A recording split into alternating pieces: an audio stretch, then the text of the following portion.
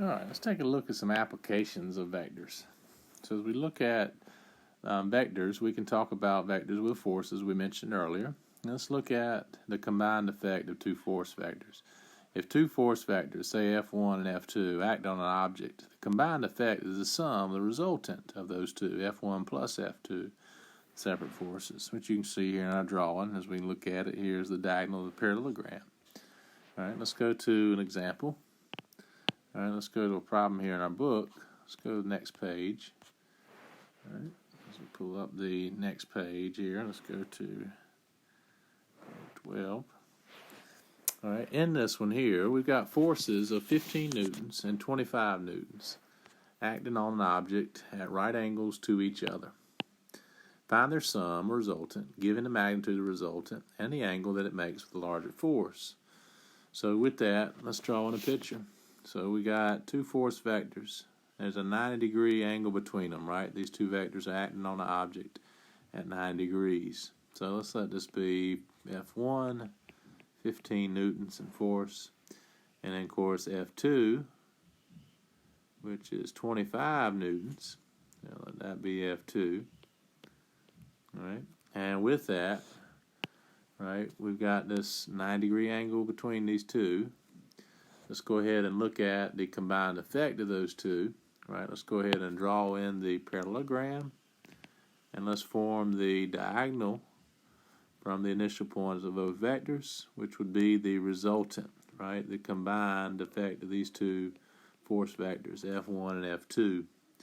Now let's go ahead and label in all the angles. We know in this problem here, all four angles are 90 degrees, opposite angles are congruent, and two consecutive are supplementary. All four got added 360, so we got a rectangle.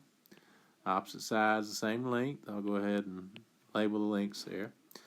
And with that said, this problem here, we want to find the magnitude of F1 and F2, right? This triangle here at the top, we're looking now at two right triangles when we form this diagonal.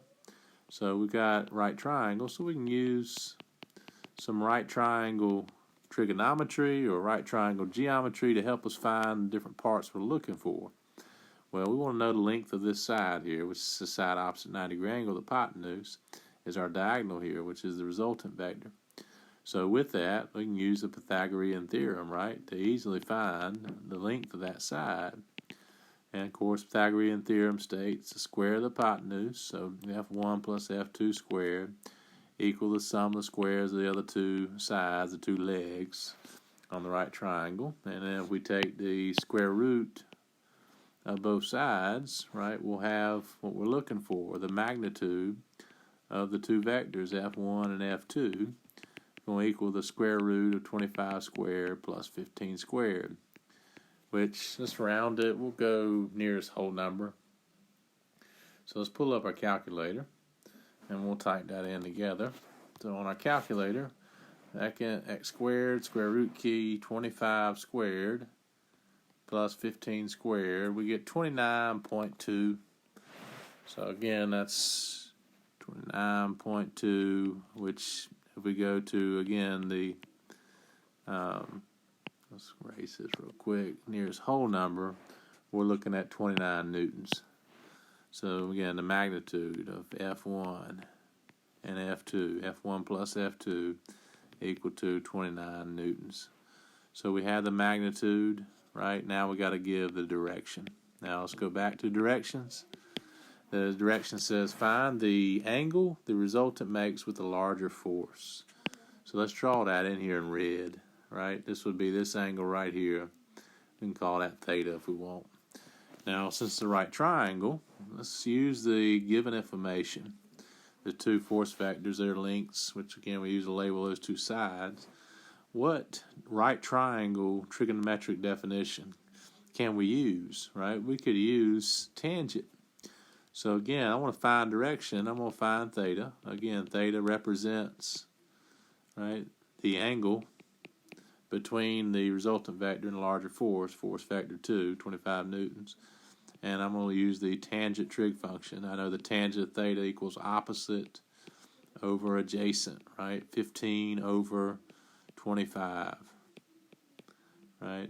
And let's look at that. Of course, as theta goes, theta would equal tan inverse of 15/25, right? We're going to need to find the inverse function to get to the angle measurement. All right, with that said, what are we going to get? Now let's go to the nearest degree.